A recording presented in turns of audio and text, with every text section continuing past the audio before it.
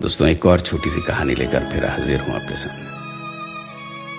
मेरा मकसद सिर्फ यही कि हम अपने अंदर के इंसान को जगा सकें। कोशिश करें इंसानियत नाम की जो चीज है उसके आसपास भटक सकें।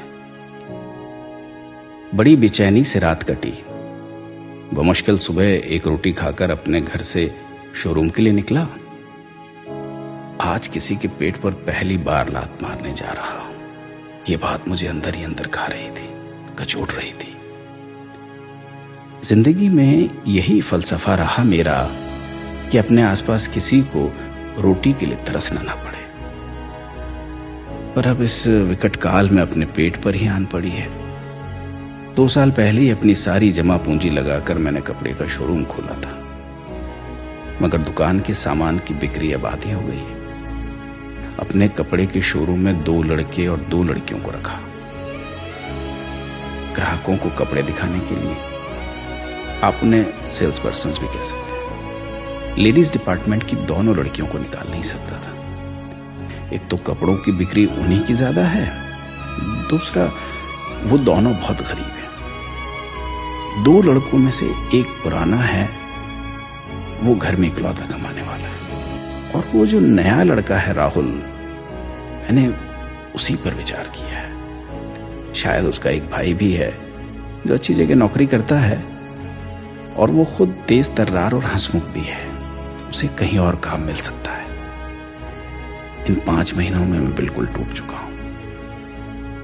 हालात देखते हुए एक वर्कर कम करना मेरी मजबूरी है। अब यही सब सोचता हुआ दुकान पे पहुंचा। चारों आ चुके थे। मैंने चारों को बुलाया और बड़े ही उदास होकर मैंने बोला, देखो, दुकान की अभी की स्थिति तुम सबको पता है। मैं तुम सबको काम पर नहीं रख सकता।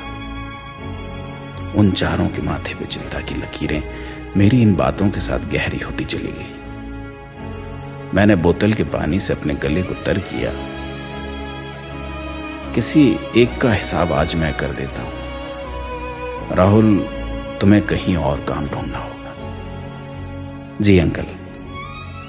उसे पहली बार मैंने इतना उदास देखा था। बाकियों के चेहरे पर भी कोई खास खुशी महसूस नहीं हुई मुझे। एक लड़की जो शायद उसी के मोहल्ले से आती है, कुछ कहते कहते रुक गई। मैंने ही पूछ लिया, क्या बात है बेटी, तुम कुछ कह रही थी? अंकल जी, इसके भाई का भी काम कुछ 1 महीने पहले छूट गया है।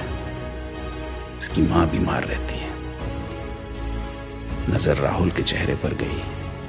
आंखों में जिम्मेदारी के आंसू थे जो वो अपने हंसमुख चेहरे से छुपा रहा था। मैं कुछ बोलता कि तभी एक और दूसरी लड़की बोल पड़ी, अंकल, बुरा ना माने तो एक बात बोलूं। मैंने कहा, हाँ हाँ बोलो। देखें अंकल, किसी को निकालने से अच्छा है कि हमारे पैसे आप कम कर दें। 12,000 की जगह आप 9,000 ही हमें दें। मैंने बाकियों की तरफ देखा। हाँ साहब, हम इतने से ही काम चला लेंगे। बच्चों ने मेरी परेशानी को आपस में बांटने का सोच मेरे मन के बोझ को कम जरूर कर दिया था। पर तुम लोगों को ये कम तो नहीं पड़ेगा ना?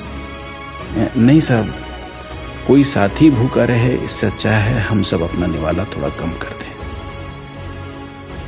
मेरी आंखों में आंसू छोड़ ये बच्चे अपने काम पर लग गए, मेरी नजरों में मुझसे कहीं ज्यादा बड़े बनकर। दोस्तों, मास्क कफन से छोटा है।